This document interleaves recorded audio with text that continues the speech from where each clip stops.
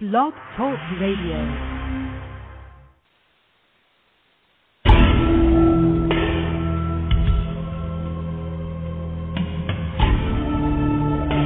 You are now listening to True Murder, the most shocking killers in true crime history, and the authors that have written about them.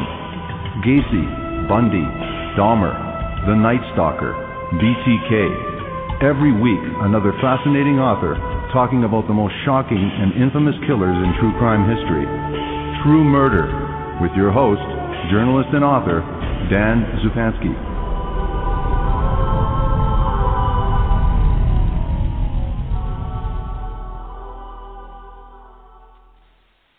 Good evening, this is your host, Dan Zupansky, for the program True Murder, the most shocking killers in true crime history, and the authors that have written about them. The Caylee Anthony case.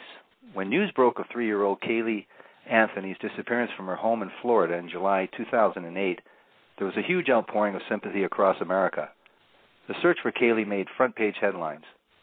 There were disturbing questions raised about Caylee's mother, Casey, and she became the prime suspect in October. Based on new evidence, her erratic behavior and lies and the signs of human decomposition found in the trunk of her car, a grand jury indicted the young single mother. 2 months later, police found Caylee's remains just a quarter mile away from the Anthony home. Casey pled not guilty and professes her innocence to this day. Mommy's Little Girl is the definitive account of one of the most shocking, confusing, and horrific murders in American history. Mommy's Little Girl by Diane Fanning, with my special guest, Diane Fanning. Welcome back to the program, and thank you for agreeing to this interview, Diane Fanning. Thank you, Dan. Glad to be here. Well, thank you very much for agreeing. This is going to be a good program, I'm sure. Now, how did you come to be involved in the writing of this, in this case, and how long after the initial news broke did you become involved? I became involved with the case once Casey was arrested for Caylee's murder. Prior to that, although there were a lot of suspicions, it was really just a missing child case. And right. It became murder once she was charged with the crime. Now, a great part of this story is set in Orlando, Florida, and you talk about Orlando being kind of a unique place. What is the city of Orlando best known for, and why might make this story more relatable to many people?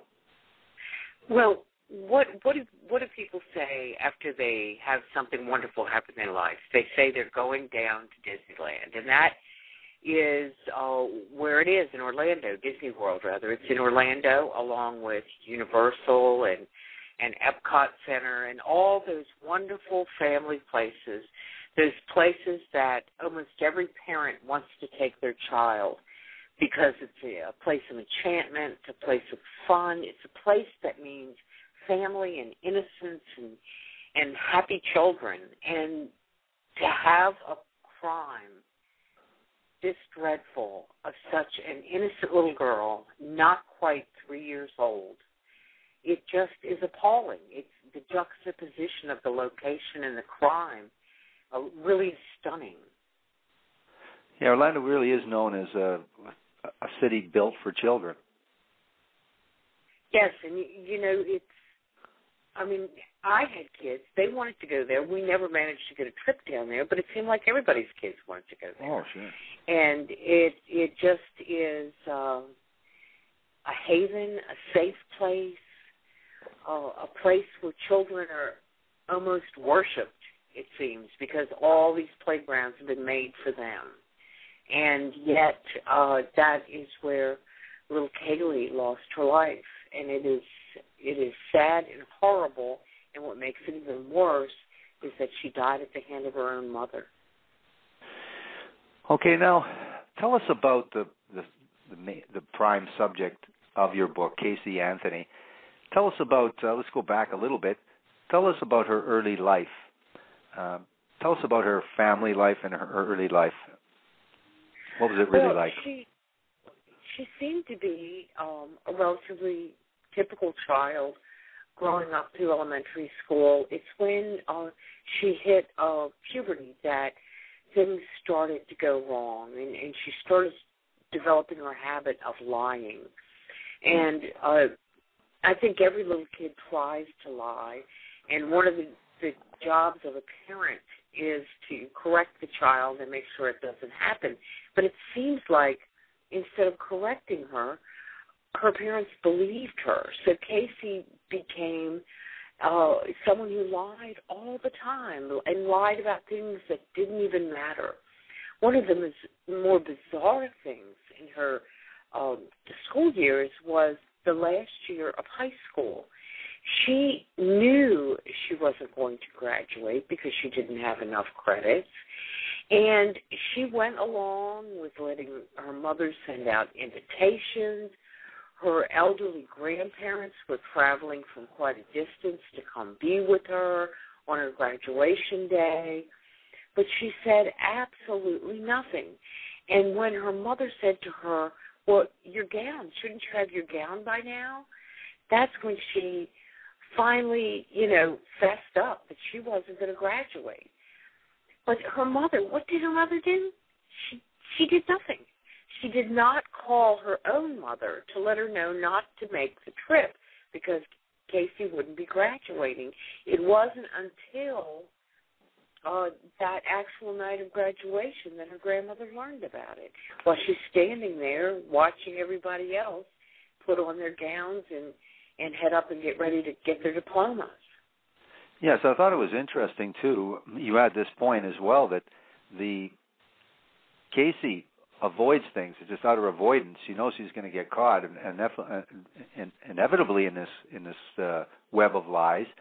Yet the mother avoids telling her own mother what's going to go on, and then the mother, Cindy, listens to her daughter's absurd story that it's just sort of a little technical thing. There's maybe one credit in dispute. Meanwhile, she's many credits away from graduating.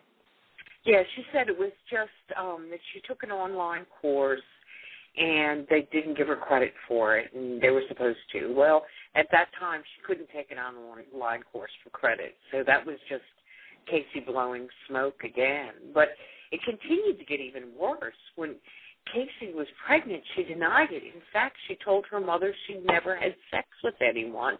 And, incredible. Once you've had a child and been around other people who have children, you know what it's like to be pregnant, and you know what the symptoms are. And what did her mother do? Her mother is up to, when Caylee was 7 months pregnant, she's telling people, oh, no, she has female problems.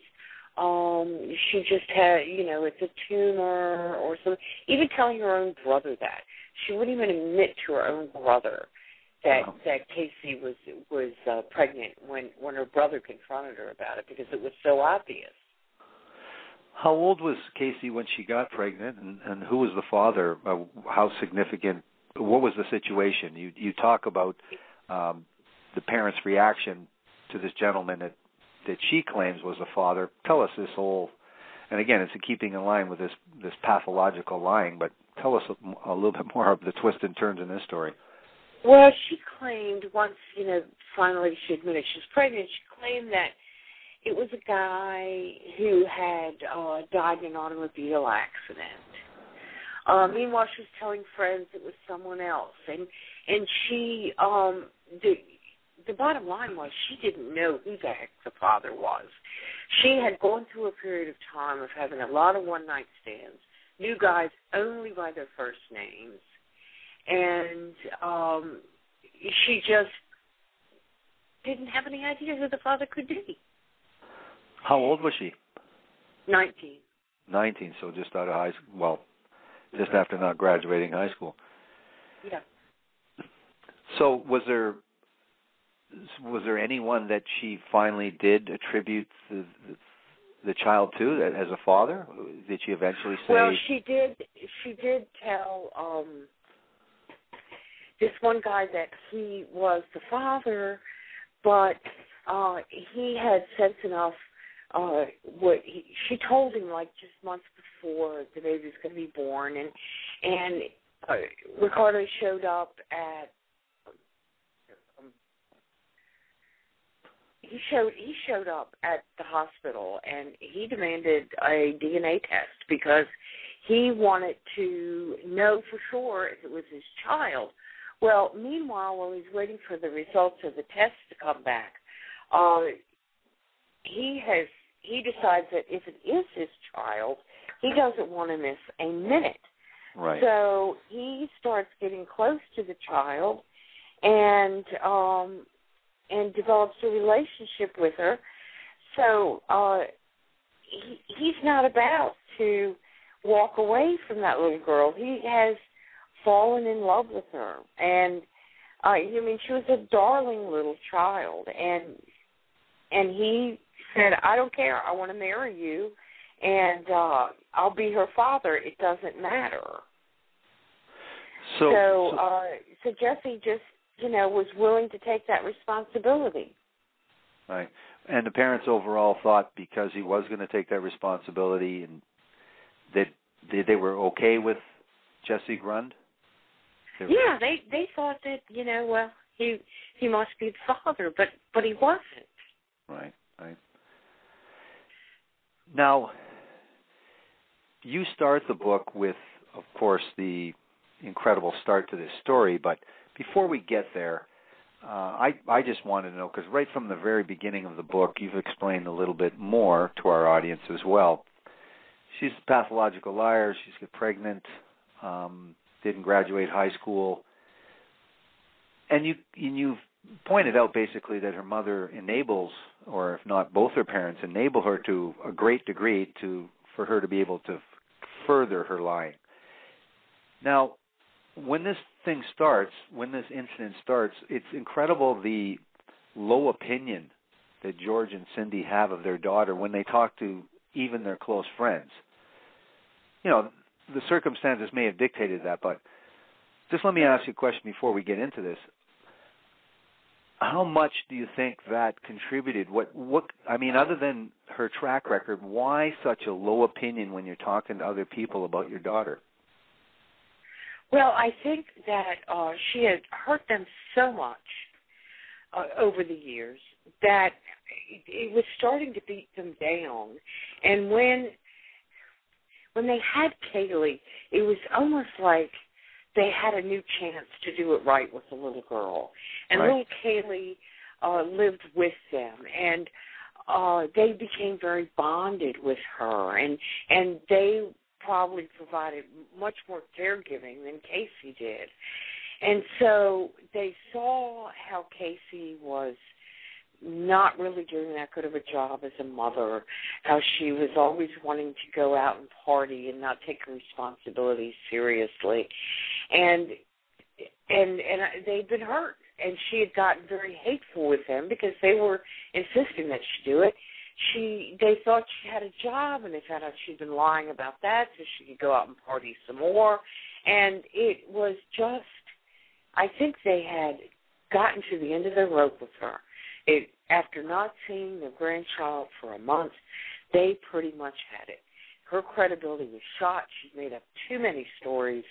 And now that little granddaughter was more important to them. There was also, Casey was using their credit cards. She was a financial burden to the family, maxing out credit cards, borrowing a car. And this is how stealing from her own grandmother. Yeah. Just before this happens, Cindy and George, her parents, believe that she's on a trip. I believe you can tell us how this works, but she's in Jacksonville. And then tell us what happens on July 15, 2008 with George Anthony. What happens in his life that day? He finds a piece of mail saying that his car's been impounded, which was the car that Casey was using. And so they have to go out to the impound lot, and George goes there to try to get the car back. He can't get it back because he has to have cash. So Cindy leaves work, goes by the bank, and goes out there to get the car. And she is just so exasperated at the storage charges that are being charged to them, saying, well, we didn't know until this day. And that became the big issue. Basically, they're being ripped off. But at the same time, they're wondering, where's Casey? We don't know where Casey is. And we thought she was out of town. What's the car doing here? I mean, they're very confused.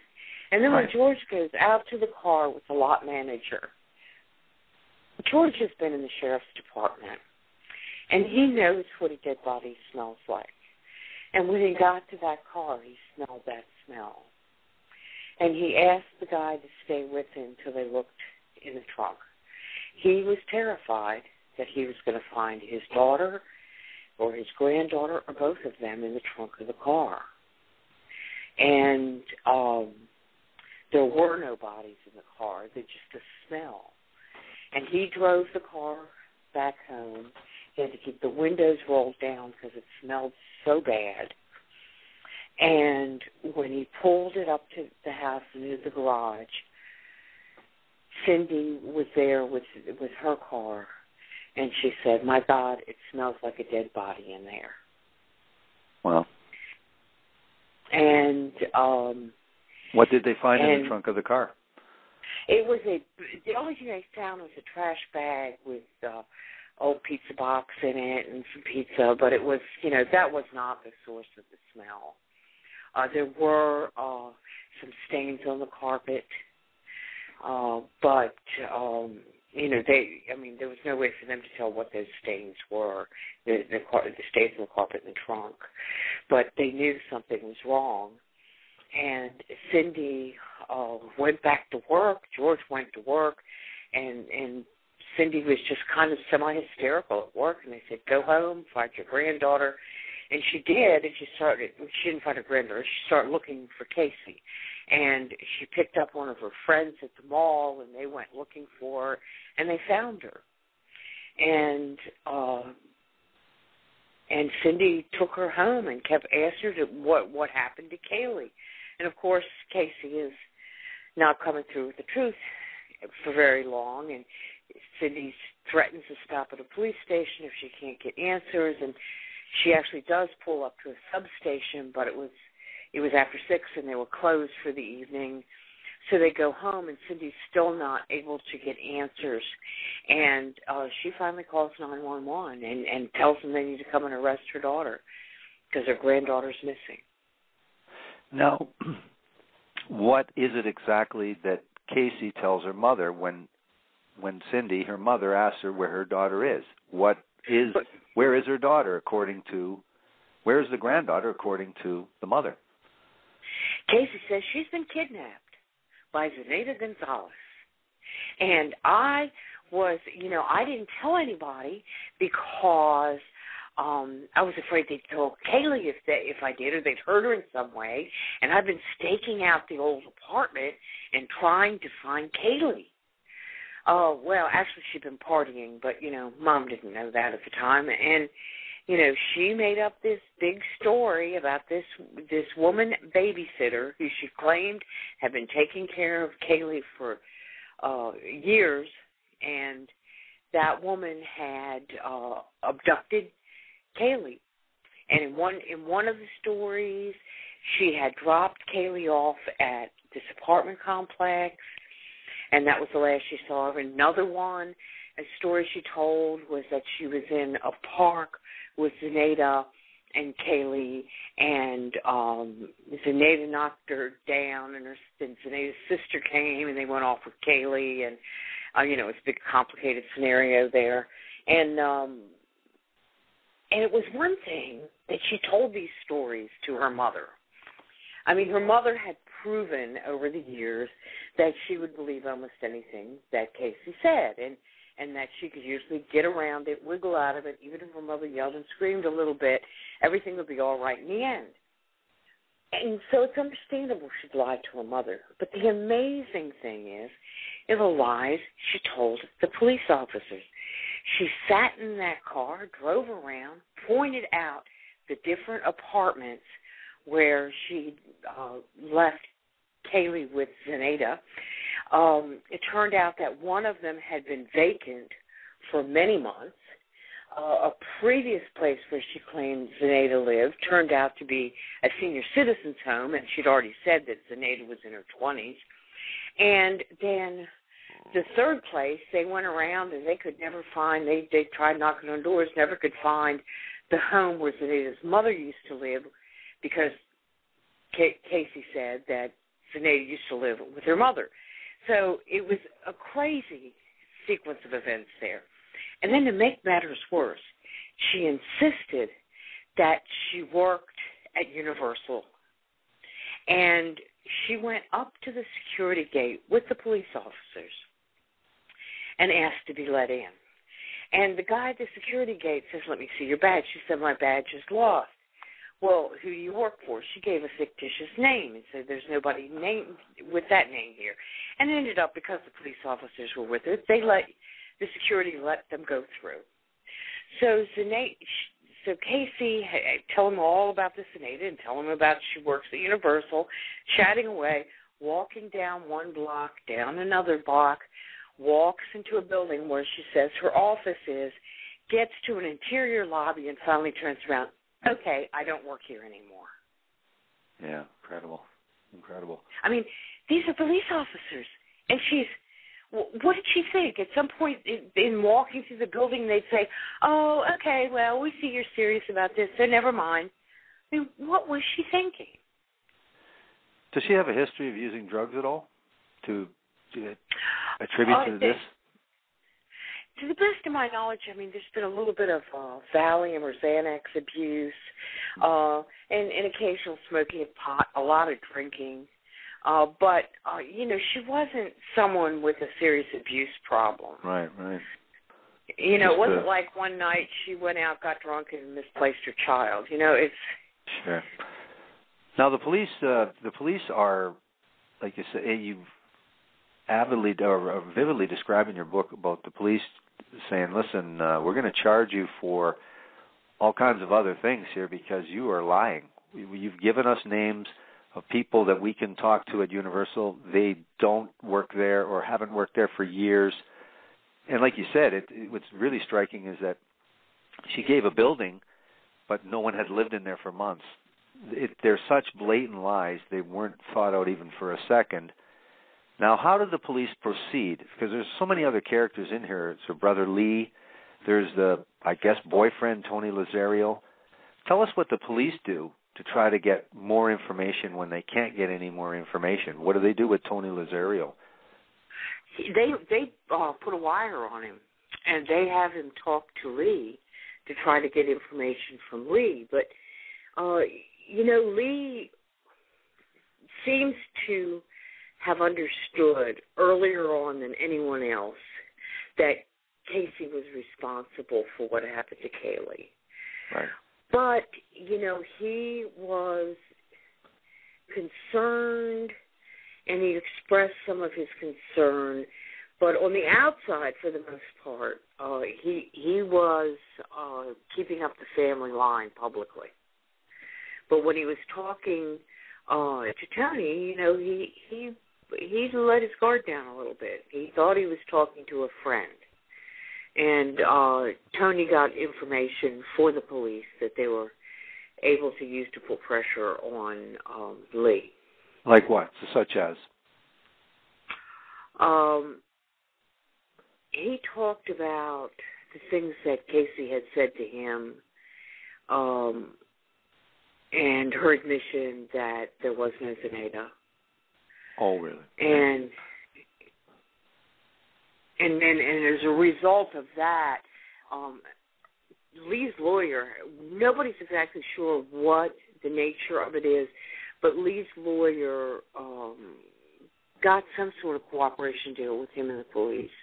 And Lee no longer has a lawyer. So he obviously has been working with law enforcement. Yeah, because it's interesting with Lee is that he, to his credit, he tried to pressure his own sister into giving information. And from the beginning said, "Listen, this doesn't even make sense. Why do you want to get the police involved? Why don't you just let us know what happened?" Because it didn't seem to make any sense to anyone. So to his credit, he wasn't anywhere near as gullible as some people in this story anyway, and he tried to reason with his own sister. And in the conversation he has with Tony as well, he's somewhat understandable because he says, "Listen, I don't think my sister would do would kill her daughter, but, like you say, she's responsible, she's irresponsible, she's a liar. Mm-hmm. You know, so to his credit, he's not such a bad guy. No, I think he acknowledged reality a lot quicker. I think with Casey's parents, I think for any parent, the stage of denial would probably be a normal and natural thing to go through in early on. I don't think I could accept that reality of a child of mine if they ever did anything like that. And so that's understandable because in some ways you see your children as an extension of yourself. And Casey had not grown up enough yet to be acting like an adult. She wasn't acting like an adult. So I think that prolonged that kind of bond with that mother-young child kind of bond with her own mother. And then it got to a point where obviously Cindy thought something was wrong because she deliberately gave law enforcement the wrong hairbrush. Sure. She knew they wanted a hairbrush with just Caylee's hair. And instead she gave them one that, everybody in the family used on occasion. And she did it knowingly and intentionally. I think, too, that, you look at George, and I think from the beginning, George knew something was wrong here, and he was willing to cooperate with the police. But George was very much governed by Cindy, and she basically, I think, told him to toe the line, and he did.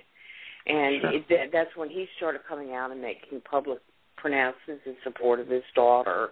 And I think that's what led to his running away from home and contemplating suicide. It was just too much for him. I mean, the grandchild that he loved was gone.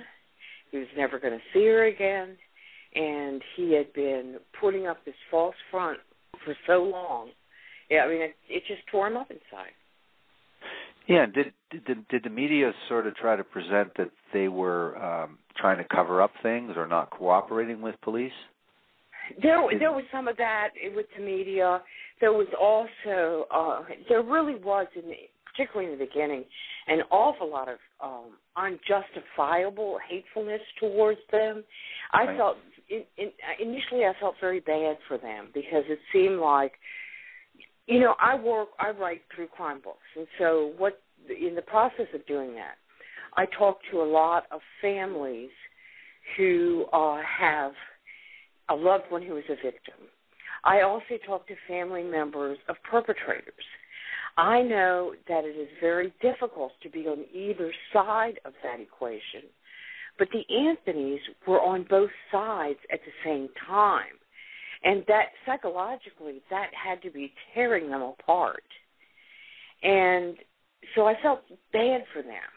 But then they turned around and fed into the negative things people were saying about them. And they didn't act like publicly that Caylee was what mattered. It was Casey that mattered.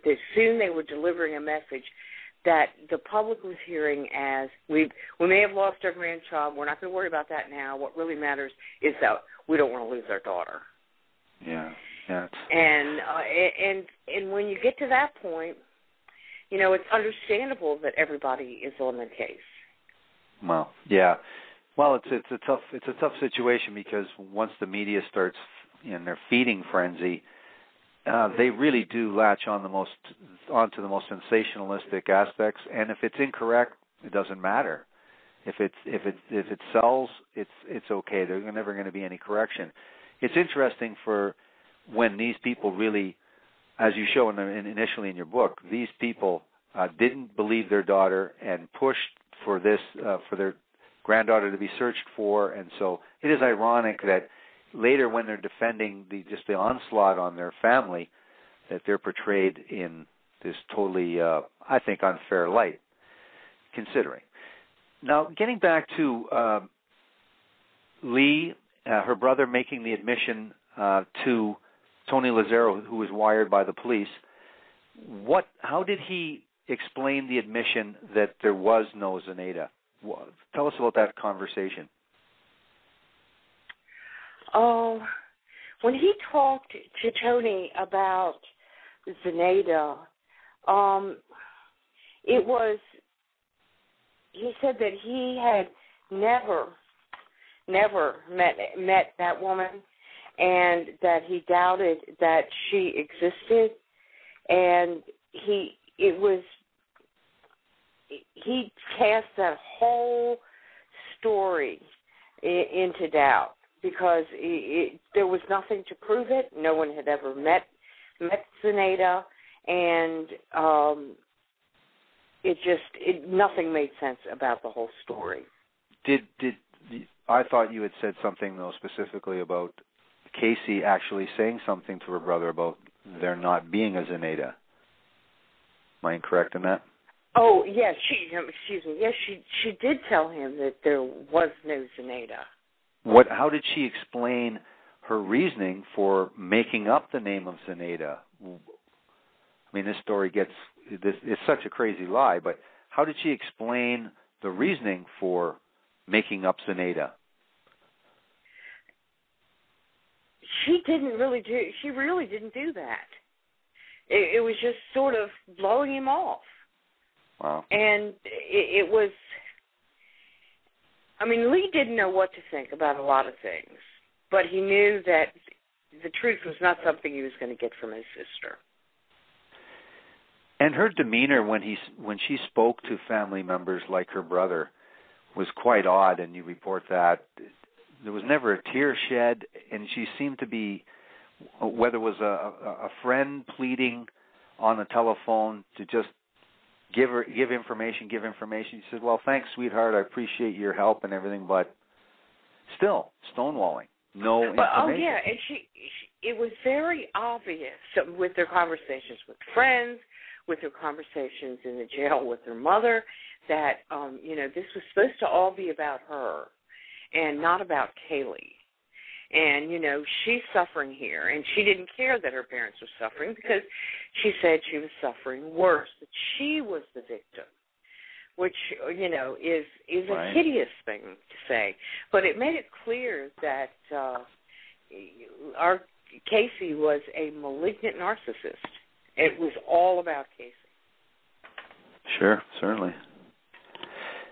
Now, what did the police do with the wiretap information? How far did Tony Lazzaro go being able to get information, and how valuable was that information to police? Tell us what they got and how valuable was that information that they did get.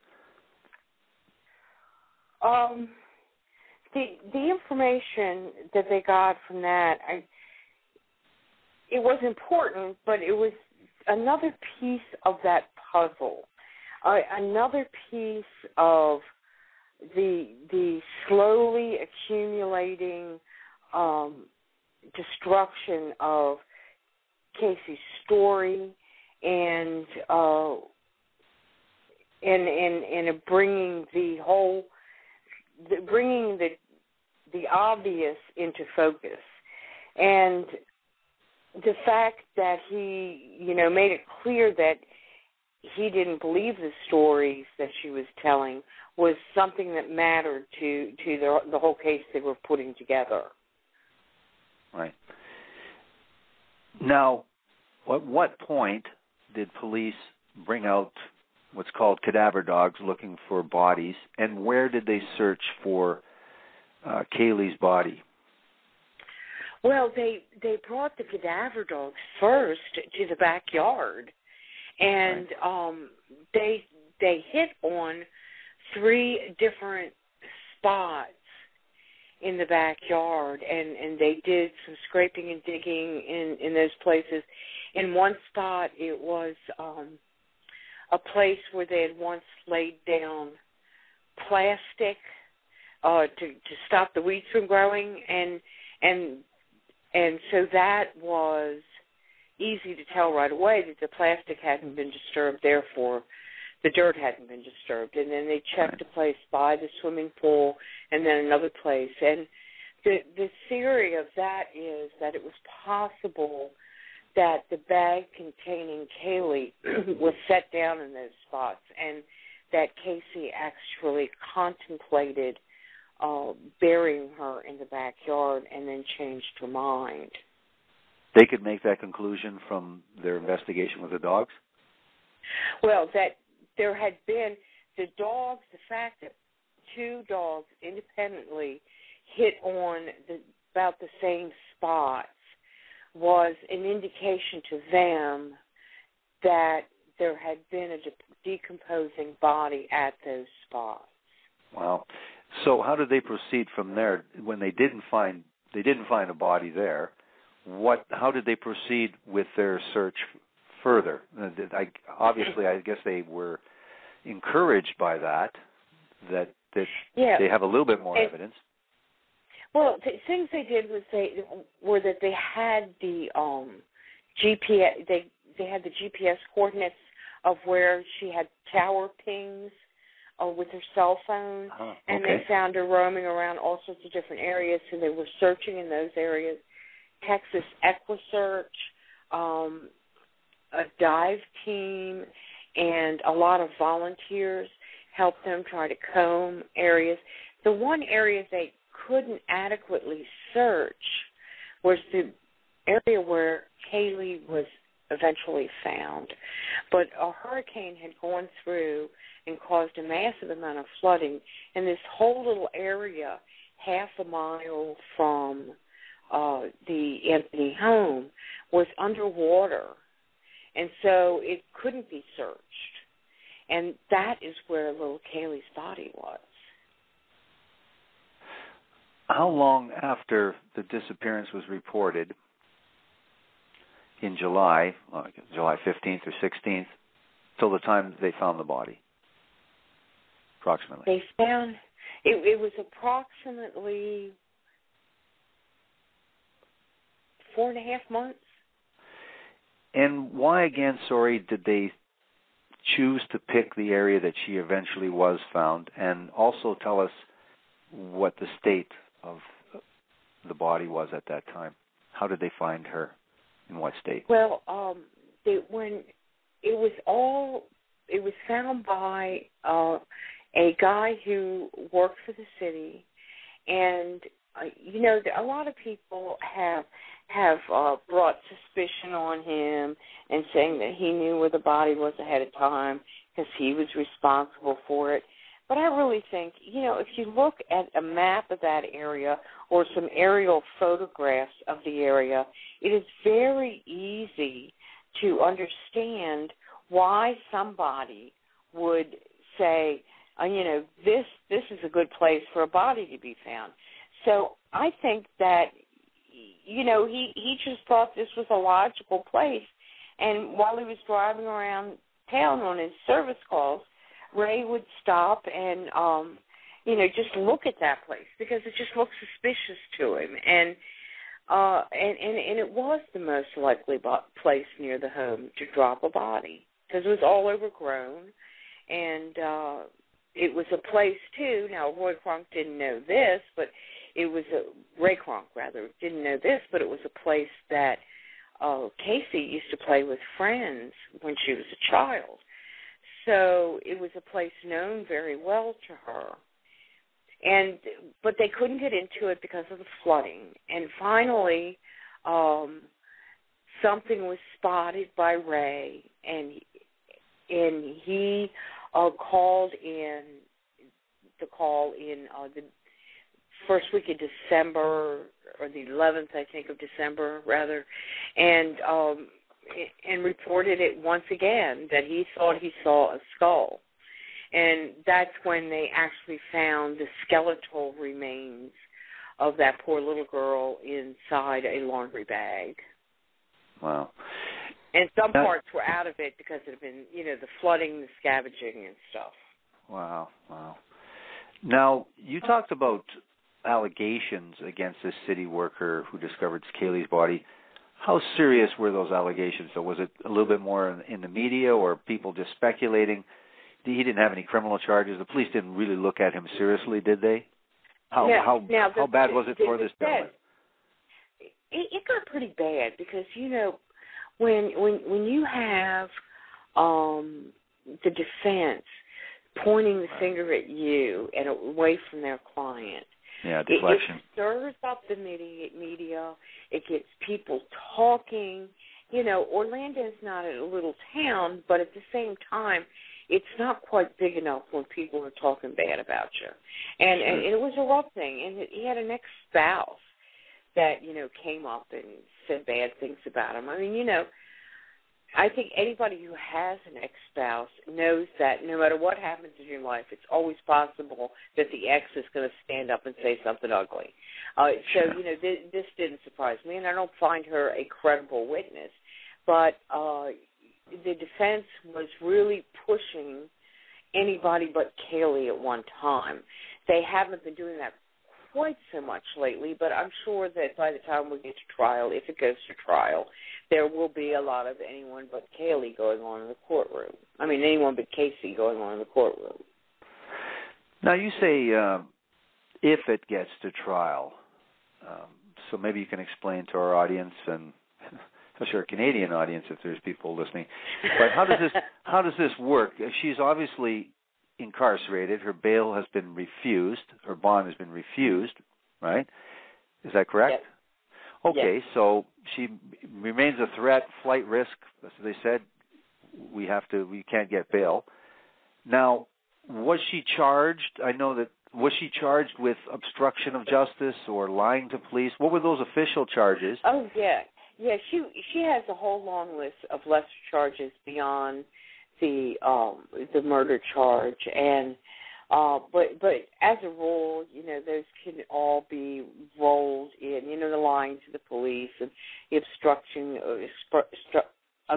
of justice for all the goose chase she led them on, and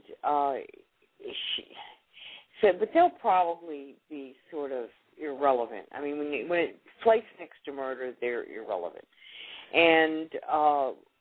But what I think is going to happen, I mean, you're looking at the death penalty on the table, and that is a powerful trading tool. And if I would not be surprised if when it got down to the very end that there would be a plea bargain. Because it just doesn't look better. I mean, if things were looking for better to her as this time went on, I mean, we're almost at the 2-year mark from when she was originally charged. If things were looking better for her, that would be one thing, but they don't seem to be. I mean, the defense acts sometimes like they are, but I don't think things are looking any better for her.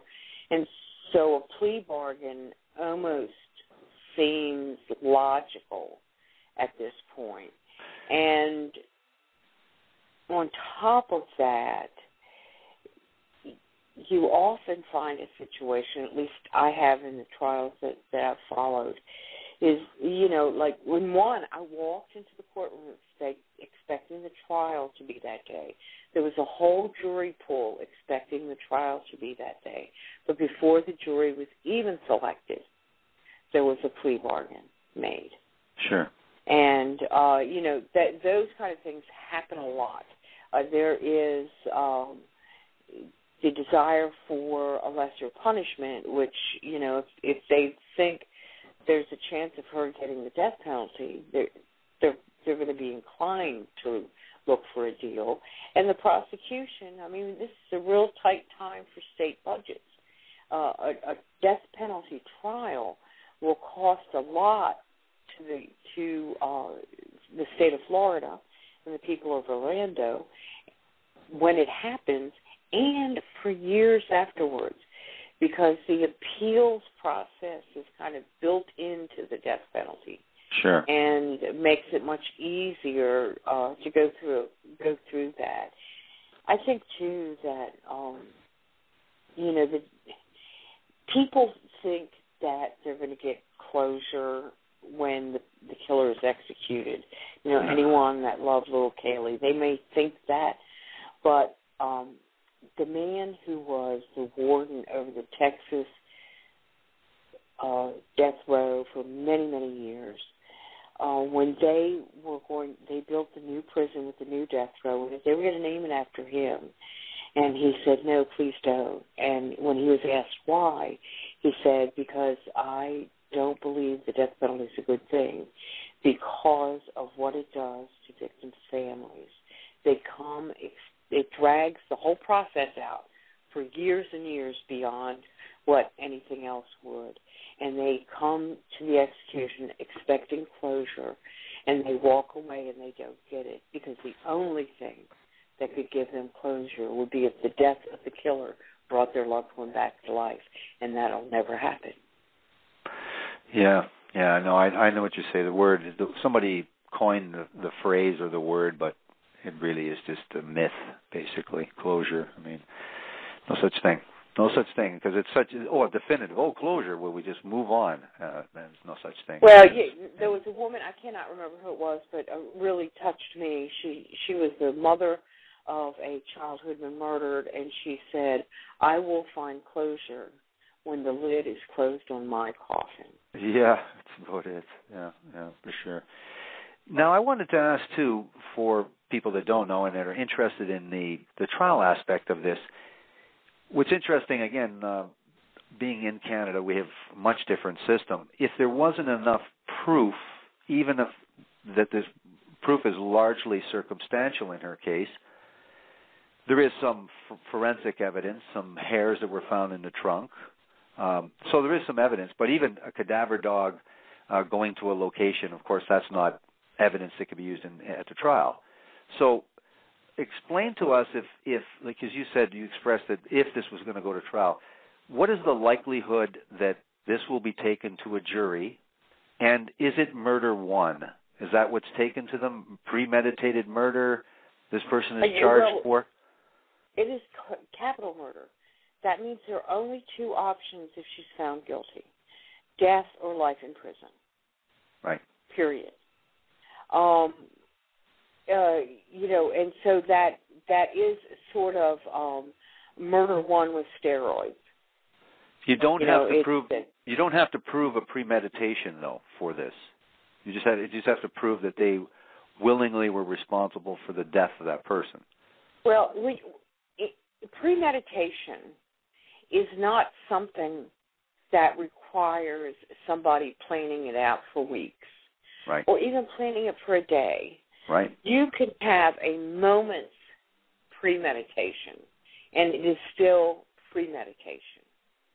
Yeah, I wanted to make that clarification because that's the confusion. We watch primarily American TV versions or Canadian ripped-off versions of your law system and your evolution of your system.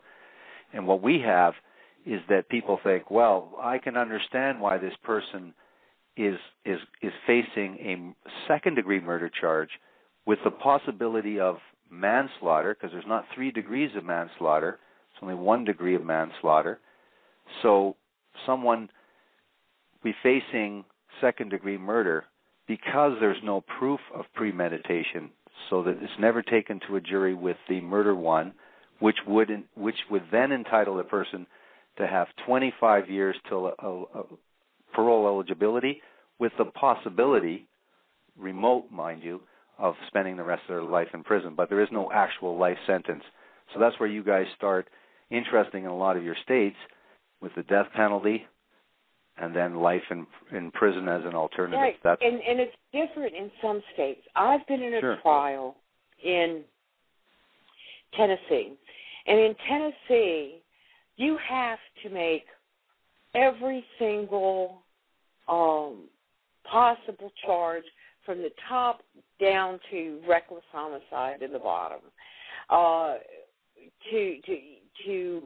just the whole range of possible things for the jury to choose from.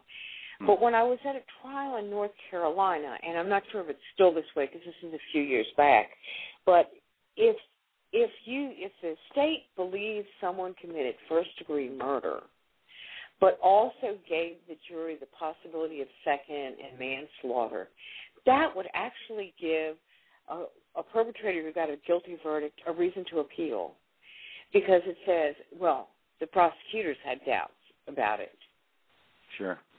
So it's strange. It's like one place you have to do it, and another place it's dangerous to do it. It's very, very strange. Yeah. Now, I hate to get you to speculate, but there's been a lot of speculation on this trial. Do you think that they'll be able to take murder? Do you think they will take a murder charge to the jury? Do you think they would be successful? Yes. Yes. And do you think they'll be successful? Yes. Yes. I think that the preponderance of the evidence leads to the fact that Caylee was murdered by her mother, who gave her ether to put her out and buried her body. I mean, why? Caylee was in the way. She was interfering with Casey's lifestyle. She had reached when she was almost 3 years old. When a child becomes 3 years old, they can start telling on you and bringing home tales. And she was dragging Caylee around to some inappropriate places and inappropriate situations. And she was telling lies that Caylee would get progressively better at being able to reveal. And plus, I think there was a resentment towards her mother. It was, in some ways, it was like, you know, a woman who's in a relationship, the riskiest time in her life is when she decides to leave a partner, and up to a couple of years after that. That is when she's most at risk of being murdered. Well, I think that what you're looking at there is a man saying that if I can't have her, no one will.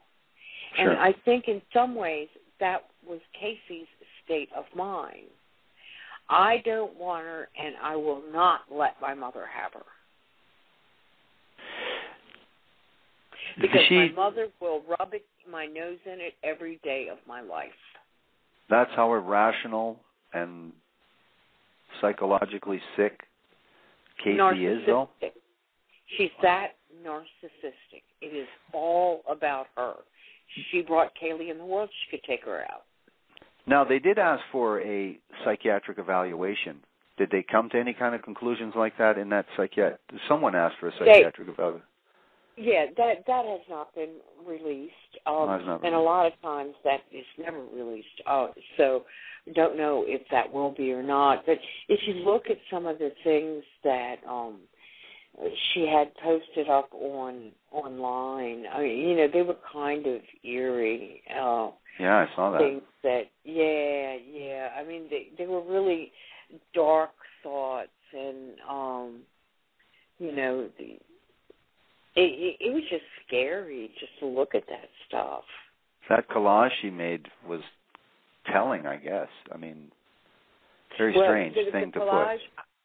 The collage in the book is, I made that collage out of things that were on her computer. Right. The things that she had saved, and you know, and it just seemed pretty telling to me. Now, that little heart by that picture of Caylee, you know, when then you find that little heart sticker that was on the little girl's mouth. Wasn't the sticker found on her body as well, or near her body? Yeah, the sticker was found near her body, but right on the duct tape that went over her mouth, you could see the residue of a heart-shaped adhesive. So they think that that sticker fell off, but that had originally been on her mouth. Wow, incredible. Now, you talked about Casey's defense. Does she, you know, normally the state will say, well, we're going to assign you a lawyer, and so, you know, relatively inexperienced, unless somebody thinks that, oh, geez, this is a case for a high-profile case, and we'll take it pro bono because of the celebrity angle, or we think that this woman is being railroaded. Does she have any prominent defense in this case? Has any come forward to defend her? Yeah, I mean, it's, well, you know, Jose Baez has been on from the very beginning, but he's pretty a young green lawyer. He's gotten a lot more experience in the last couple of years working with this case than he's ever had before. But he's brought in. He's got a death penalty expert and a number of other attorneys. I mean, of course, he had to give up one of them who got into trouble with the legal board in California, but. There's a big team, and there's a lot of experts, but some of these experts seem to be falling by the wayside. You hear about them when they come in, you don't hear from them again, and what that usually means, and I don't know for sure in this case, but what that usually means is these experts came in, they studied the evidence that was available, they realized that what they had to offer would not help the defense, and the defense team said goodbye. So, but there are so many people, here now that, they're saying they're doing it pro bono. But that basically tells me these people don't think they're going to go to trial. Because that trial time for an attorney is the most expensive on the clock. Sure.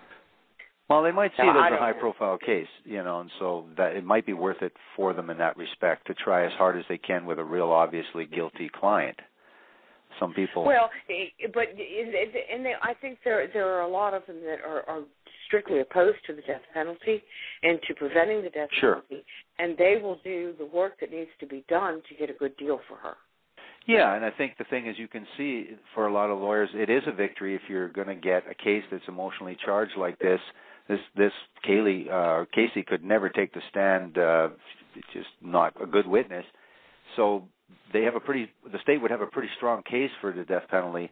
So these guys got their work cut out if it goes to trial just to keep her from the death penalty itself. Can you imagine her on the stand? If you think about how she talked to her own parents. No. I mean, she'd get up on the stand and be snippy and snide, and she'd blow it. I mean, she just blow it. Well, her lies don't make any sense, so they'd be torn apart. So in cross-examination, it would be all over. Even in direct examination, you can't even make any sense of the story, so it would be a suicide all the way around. So we've got about 2 minutes now. So what do you think?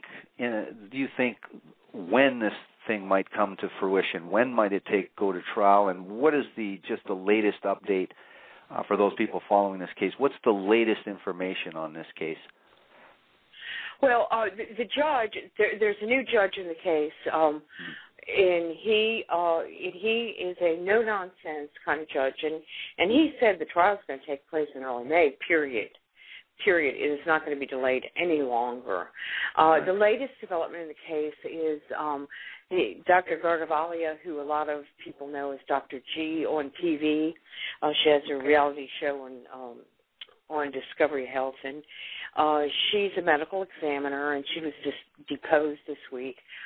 They also, the defense was demanding DNA touch testing, which means the DNA you leave just when you touch something, performed on some of the on the bag and stuff, and some clothing, and they wanted to have it done out of the country because they say the Dutch have the best facilities and they don't want to send it anyplace else. And they said all the labs in Florida are connected to law enforcement.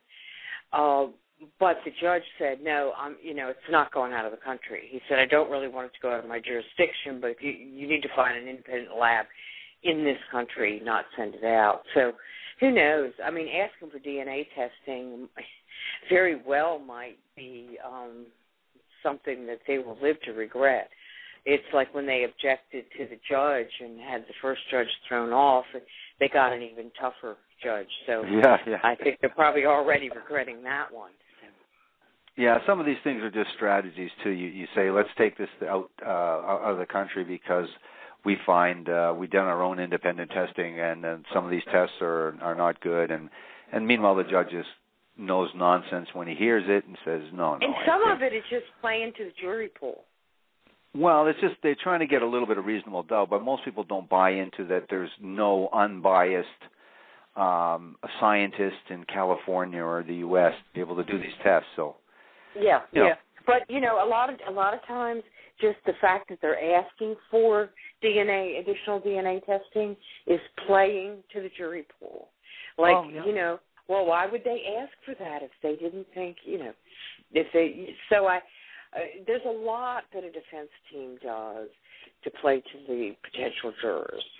Yeah, they're trying. You see it in all kinds of cases. I've seen it myself personally. It's just there is no logical extent. These people will try anything, say anything, motions, whatever they can do. I mean, I think there is obviously, I understand that people are supposed to defend their client, but there is actually controversy within the legal community itself, and that's unusual, to say that some lawyers take this defending their client to the best of their ability to levels that other people would not go to, other lawyers wouldn't go to.